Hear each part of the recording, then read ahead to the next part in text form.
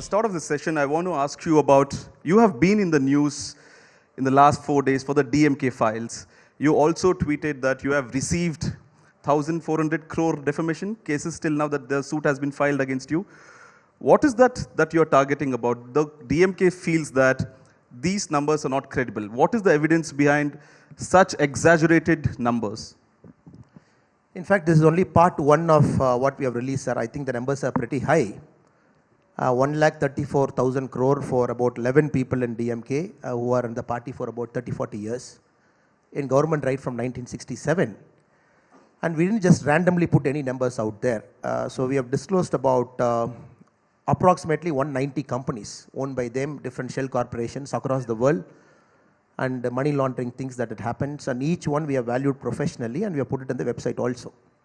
I think more than the numbers, 1,34,000 crore, what we are more interested to talk among the Tamil population over a point of time, we want to bring corruption as the central narrative of Tamil Nadu politics. But unfortunately, corruption is taken as how things are, and nobody wants to talk about it. And we want to bring corruption as the center of narrative, and more importantly, to bring it to the public forum, how a state with 7,20,000 crore debt, all is not rosy in Tamil Nadu. When anybody from outside look at it, we are a state with 7,20,000 crore debt. And servicing this loan will take next 40-45 years. And all of this money are siphoned off. And big corporations, shell companies, again it comes back as white money back into Tamil Nadu. So you want to put this as a center of narrative. And naturally for DMK as a party, it's a very well organized party. And if you look at it, the legal system is so strong. I call DMK as a Chakravyu party. If you look at the Arjuna Abhimanyu's Chakravyu, DMK has got layers like an onion. It's very, very, very important we understand it. So the first family is the core of that onion. They're surrounded by intellectuals, then the Dravidian ideologues, then they have the media which supports it, then they have companies which supports it, then they have the Dravidian so-called intellectuals which build a narrative outside it. So like an onion, you keep peeling, the final inside is the first family. So they have managed it over the last 70 years. It's not very easy to take them on, but here we believe time is right. This is the time. If not now, you can't do it anytime in the future. You also tweeted the audio clip of the finance minister of the Tamil Nadu government, PTR, that 30,000 crores is what the number that it speaks about Mr. Udayanidhi Stalin and Sabarishan would have made in the last few years since the government has been formed. Sir, again here more than the numbers, the Mr. PTR, who is our finance minister, well-educated US returned finance minister, he makes a statement somewhere in a room or with some conversation where he says, these people started with 10 crore, 20 crore, 30 crore, right now they've gone up to 30,000 crore. That's the way he speaks. But more important is, he says, the CM's son and CM's son-in-law, they're making money in a month that is more than what their grandfather made in a lifetime. This is more important. Grandfather is nothing but Kalaignar Karunanidhi. So what lifetime is made of money, the grandsons are making in a month. And of course the number 30,000 crore to it, which substantiate what we are trying to speak with respect to the DMK file. Till now, they have sent defamation notices, they want us to go to the court and everything. Till now, they haven't even said, even one company we have listed there, which is a shell company in which they are a director or something. Till now, they haven't said, even about 8 years later, this is not our company, we don't have a shareholding in this company, they're yet to say. The only thing they're saying is valuation is a problem and how can you value this and all those things. So PTRG's, that alleged audio conversation which got leaked outside, it is adding a lot of credence to our allegation, which we made on April 14, that DMK as a party, as a government, they're making tons of money. And more than that, it is running like a criminal syndicate. Money laundering companies like Westpac and St. George's Bank, in which son-in-law has got some stake along with a friend. Then Nobel Steel, which the CM signed an agreement for 1,000 crore, in which the CM's son is a director in that company at different points of time. So this is more important for us. And more than that, we are also taking a case to the CBI when the Chennai Metro got built in 2010-11, the French giant Alstom, which came into building. And we are making a very direct, specific allegation through a middleman. The DMK government then has taken 200 crore to award this contract to Alstom, which Alstom later in America, it paid a fine of $772 million for bribing countries like India, Egypt, Saudi Arabia and all those places. So we believe time is right now, and we hope and pray the agencies would take a hard look at it. Of course, we are not speaking in the air. We have got papers to prove, evidence to share. And probably You're people, confident that this case would be taken to a logical conclusion by the agencies? I'm very confident, sir. The reason is this case is an open and shut case. When Alstom did the Delhi Metro also, just before Chennai Metro, there also the same problem happened. There also, there is a CBI case, there is a corruption case happening, the same companies involved, the same middlemen from Hong Kong and Singapore are involved, the same thing happened in Tamil Nadu, like cut, copy, paste. But right now we have the documents to put in the public forum to say, Chennai Metro tender is also fixed because right before the 2011 elections they made money.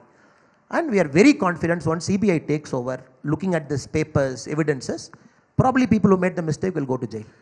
Is this a conscious call for making the corruption the center of politics for Tamil Nadu from the BJP side? Because are you somewhere not able to raise or keep up with the Dravidian politics, the whole Dravidian ideology? Is this why BJP is looking at bringing corruption as the talking point? Tamil Nadu, we have many political parties, sir. Of course, there are two preeminent political parties, Dravidian parties, but you have at least 6 political parties which has got a vote share of 2% and above, which is not there in any state in India. And there are caste-based parties, there are regional parties which take regionalism to an extreme end, and there are parties which even now asking for a separate Tamil Nadu. And there are parties which thrived on separate Tamil Nadu in the early 60s. Right now, they do a soft secession. So BJP is the only party there among this clutter of political parties there which offers something different. Of course, we value the regional sentiment with a nationalist spirit, and we want Tamil Nadu to do well as a party, as a Tamilian myself, but with a national outlook and national spirit. And unfortunately, Tamil Nadu, what happens? Everything you do, it becomes a North versus South, it becomes Hindi versus Tamil, it becomes Aryan versus Dravidian, and they spin it out from Jallikattu to NEET exam to everything. So what is happening? All of us are getting fed up by this narrative. Over a point of time, you just can't take it. This is too much for anybody in the plate. It's like too much. Entrance examination, you want to politicize Aryan Dravidian. You want to politicize a simple dahi curd, Tayir, Aryan Dravidian. You want to politicize the allocation of coal block as Aryan Dravidian. The younger generation is suffering from lack of jobs. But this dahi, you wrote the letter to the department saying, please remove the word dahi. And they did remove it finally also, because the same sentiments were in across southern India, even Karnataka, Telangana as well, that the local language should be used. The Honorable Prime Minister, a couple of months back when he visited Tamil Nadu, one thing was very clear to us. He said, look, treat me as a Karyakarta more than a Prime Minister. And if you think there is something wrong, something not okay, something has to be brought to our attention, we are just a phone call away. You just have to call somebody because mistakes happen. There are bureaucratic people everywhere. It's a clerk who will type a wrong thing. It keeps happening. It is not that it comes to our knowledge or a minister's knowledge. So we have taken the Honorable Prime Minister's word to our heart. Moment we see something is not right, not okay, and I can give you instances in the last 3-4 months only, I'm not going back 1 year before. In case of dahi curd, we got it changed in 24 hours. Whereas what our CM did is immediately he started a hashtag called Stop Hindi Imposition. He wanted to do a black flag protest and everything. All it wanted was a phone call and a letter. In 24 hours, we got it right. Again, when the hydrocarbon project and also the coal block allocation was happening in Tanjavur, again we got it out in 48 hours. The reason we are doing this is, we believe our Prime Minister at heart Narendra Modi ji, is a person who gives lot of impetus to regional sentiments. Because he comes from Gujarat. He speaks a language that is not Hindi as the mother tongue. So he understands for India to do well, all regional aspirations to be met. Even for the CAPF exam, Central Armed Police Force exam, we went and met Amit Shah ji, we requested Amit Shah ji that it can be given in Tamil also. Great of him, kind of him, 24 hours he said, all regional language, first time in India's history, the CAPF exam you can write in all regional languages. Even a person born in Tamil Nadu, some corner of Tamil Nadu, without knowing Hindi, he can get into CAPF. Maybe if the state requires you to learn Hindi, please learn Hindi. But Hindi is not a condition for you to pass an exam. So we are doing it. Now DMK is also seeing it. Now DMK is like, hurry yaar, this is our bread and butter. Till now we have only done it. Why is BJP doing it now? BJP is not doing it for political reasons. We are doing it because we believe we are a national party with regional aspirations built inside. So we are not against anybody, any race, any creed, anything. Also want to ask you about when you go to Delhi to meet your national leaders, of course they don't understand Tamil. What's your mode of communication? Do you also speak Hindi? Are you comfortable speaking? Have you learnt the language? Every time we happen to meet our senior leaders, we happen to meet our Prime Minister in our national executive meetings. After becoming a state president, I must have met our Honorable PM 3-4 times in NEM. Every time I start with Tamil, whenever I get the opportunity to speak on behalf of Tamil Nadu, I start with the Tirukural. I say Vanakkam to Prime Minister. I speak in Tamil for 2 minutes, then I switch to English. Because PM wants this, because you are naturally good in your mother tongue. You go to a big forum, because that is where your heart is. Last time I remember when Telangana Chief Bandi Sanjay ji was there, he was trying to speak in Hindi. PM took the mic and told Bandi Sanjay, don't worry, speak in Telugu. Even if people don't understand what you are speaking, doesn't matter. You speak in Telugu, people will understand the spirit behind your Telugu. He spoke in Telugu for 7-8 minutes in a meeting where hardly 10 people know Telugu. So that is how Prime Minister is. But unfortunately, what is happening, the regional parties for too long, they have thrived on this Hindi, North, South and everything. They're trying to mask. It is our duty as Karyakartas of BJP to take this really to the masses, to Tamil Makkal, to Telugu people, to Kannadigas, to say, this is a party with a national party. But we are no means inferior to a regional party. If there is anything to protect a regional sentiment or a spirit, our party will be the first in the line to do it, not necessarily a regional party that has got its founding in the soil. Sir, but your party is still seen as the Hindi heartland party. You have not made inroads in Kerala. Now you have 4 MLAs in Tamil Nadu, 25 MPs in Karnataka. Apart from the state that we are in right now, there's not been much inroads for the party in the last 8 years, since 2014, almost 9 years now. So what's the road for you to get into this southern part of the India? Like, what's your roadmap? For that, I have to take a little bit of time to just go back when the Janasangh got founded. And in Tamil Nadu, at least for my state when I talk, it was not very rooted there. Like in other parts of India, how Janasangh was rooted. It was there, leaders were there, they're trying to their best to convince everybody. The same time, the Dravidian movement, 1917, the All India backward classes movement started. 41, the Dravidian Kalagam came. 49, the Dravidian Munnetra Kalagam, DMK came. 57, DMK contested the first election. 67, they came to power. So they were at least 35, 40 years ahead of the Janasangh when it entered. In fact, the first president of Janasangh in Tamil Nadu was a Christian, Dr. John. John was our first president. The Goa struggle, all those things were happening where Tamilians went and participated there. I'm just bringing this history on the table. When BJP got founded, 1980, then the first MLA in BJP was in 1996. 1996 we got 1 MLA. So you can understand the trajectory of BJP where we are coming. So there was a huge gap even before BJP was able to establish roots, where DMK was in power multiple times. ADMK was in power multiple times. Very charismatic ministers. You had Dr. MGR, you had Jayalalitha then, you had Annadurai, you had Kalaignar Karunanidhi. People, life-like big figures. So BJP, the two main growth we have seen is Atal Bihari Vajpayee era, 98, 99 to 2004. Then the Narendra Modi ji era from 2014. Of course, the regional parties have a head start. There is no doubt about that. But we are catching up. And we all want to do democracy the way we want it. These regional parties have become Parivarvat parties. If you look at it, Tamil Nadu, Chief Minister, son is a minister, son-in-law controls, Chief Minister's sister is an MP. If you look at the Chief Minister's family, directly, indirectly, 4 or 5 people, they hold a constitutional position. 14 families in Tamil Nadu, they are in the 3rd generation now. Either the son is a minister or an MP. The same thing is in TRS in Telangana. But what BJP we intend to do is, we want to build our party in a democratic spirit. It might take some time. We don't want to take shortcuts, but we are there, we will reach there. It's a matter of time. In fact, I'm quoting the Tamil Nadu Chief Minister, Mr. MK Stalin, saying the BJP should not think every state votes like Gujarat, the whole country is not Gujarat. So they'll find it very difficult to win even a single seat in Tamil Nadu. No, this is not first time it is being said by Mr. MK Stalin. His father, Kalaignar Karunanidhi, about 30 years back, he made a statement. Where is BJP? I see one person here, I see one person there, I see one person there. Exact Tamil, the English translation is at it. This is when BJP had about 2 MPs in the parliament. He made a statement, BJP can never make a mark in India. That point of time he was the chief minister also. Now from 2 we have gone to 303.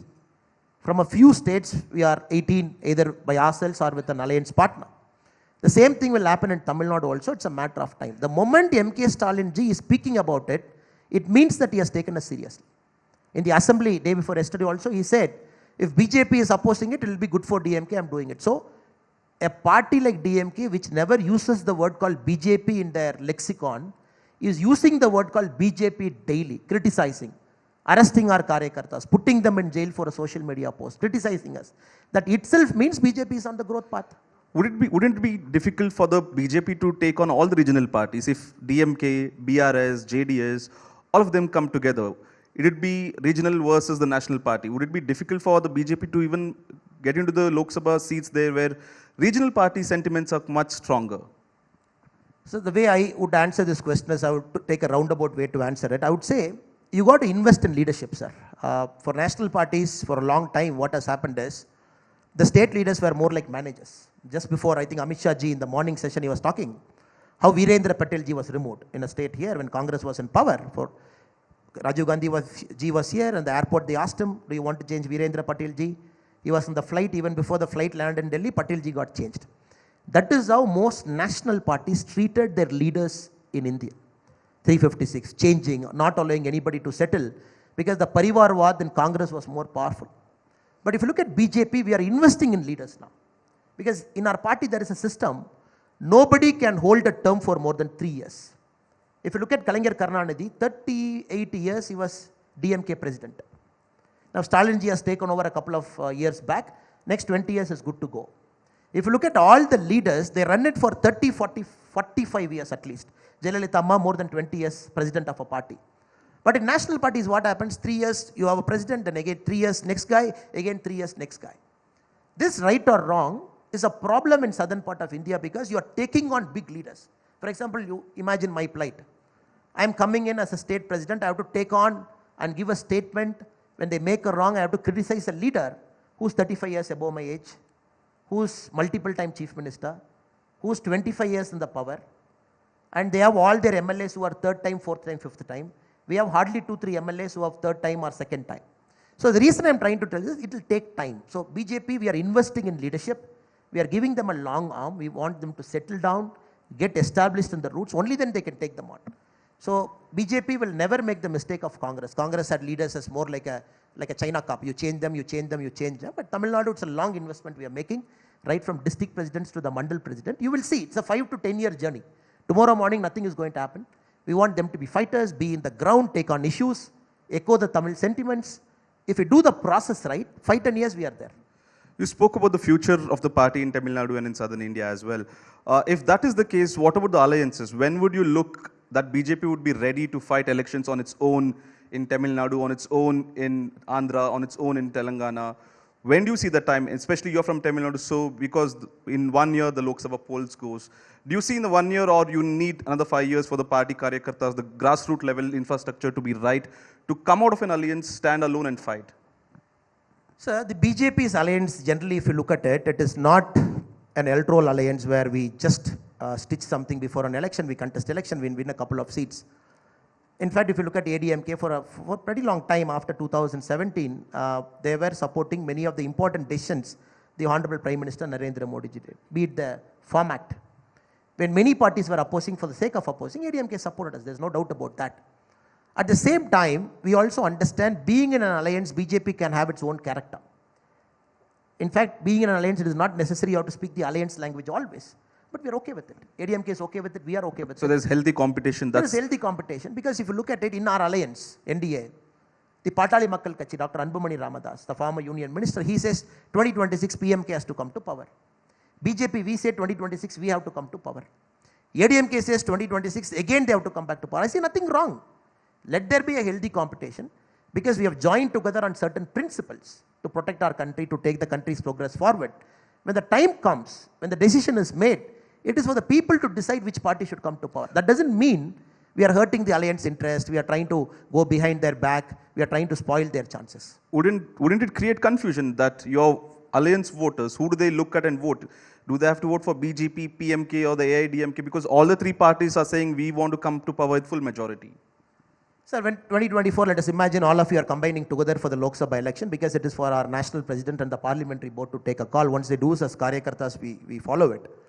Then you have candidates, candidate has got an individual strength, the party has got an individual strength. Then in an alliance, you are coming together to take on a behemoth like DMK and its alliance partners.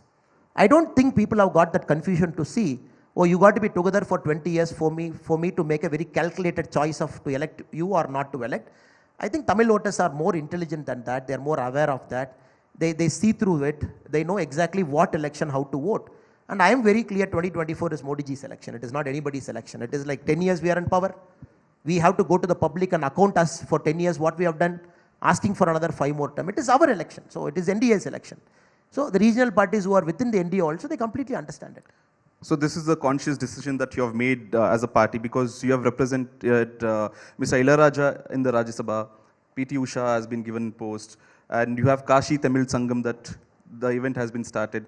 What has been the response for this? Have people started accepting BJP in their own native culture, that Dravidian model that you look at? Have people started to welcome you there? Maybe now whatever I say, people might see this with a tinted glass of Delhi is trying to take over Tamil Nadu and Delhi is trying to do this for electoral benefit. I will just give you 2 examples. 2010-11, when Narendra Modi ji was the Honorable Chief Minister of Gujarat then, 2 important speeches I would like to quote here. 11, when he came to Madurai to meet the Saurashtrian Tamil community in Madurai, he said, look, Tamil Nadu and Gujarat, we have a long connection. Tamil Nadu, you give us, we give you cotton from Gujarat, and Tamil Nadu, you make thread from it. So we are bounded like a cotton and a thread. So all of us are one, and that is the spirit. In fact, from Tamil Nadu, Saurashtrian community, 1000 years back, Muhammad Ghajni, then Alauddin Khilji, 2 different invasions, they came, they settled there, about 21 lakh in Tamil Nadu. Within Tamil Nadu, they are there. When the Elam war was happening, the fag end of the UPA government, when DMK was in alliance with them, lakhs of people are getting killed in the northern province of Sri Lanka. The Honorable Chief Minister then, Narendra Modi ji, said, what is happening in Sri Lanka? My Tamil brothers and sisters are getting killed. What is the UPA government doing? So that was a spirit. Even when he was in other state, he was echoing the Tamil sentiment. That is what we are doing now. Nothing new. Revival of a 1000-year-old heritage, where people from Tamil Nadu, that point of time, used to walk all the way to Kashi, have a darshan of Vishwanath, again come back. In fact, many of our cities in Tamil Nadu, Tenkasi, we have a district in Tamil Nadu, which is called Southern Kasi. We have Siva Kasi, again the name comes from Kasi. But what happened? The Dravidian movement has nullified all of this. The history is gone. They have done as if north is separate, south is separate. In fact, you come to many of our villages, it has all got many North Indian names also. So PMS, Honorable Prime Minister Narendra Modi is trying to link back this 2 great culture, Kasi Tamil Sangam. As we speak now, Saurashtra Tamil Sangam is happening. There are about 4,500 Tamil Saurashtrians. As we speak now, they are in Somnath, they are in different parts of Gujarat. The Honorable Prime Minister is in Somnath on 26 as a guest of the Saurashtra Tamil Sangam. So we don't do it politically because we think it will give us some MLAs and MPs. No. Unless we recreate the bond that is essentially the spirit of India and spirit of Bharat, once we do that, electoral success will come later. Every time you need not look behind your back to see, I do this, what votes you will get. This might give you benefits after 5 years, after 10 years, but you got to do it to make sure that we are one. We are Bharatiyas. There is nothing that has divided us. That is the main intention behind all of this program.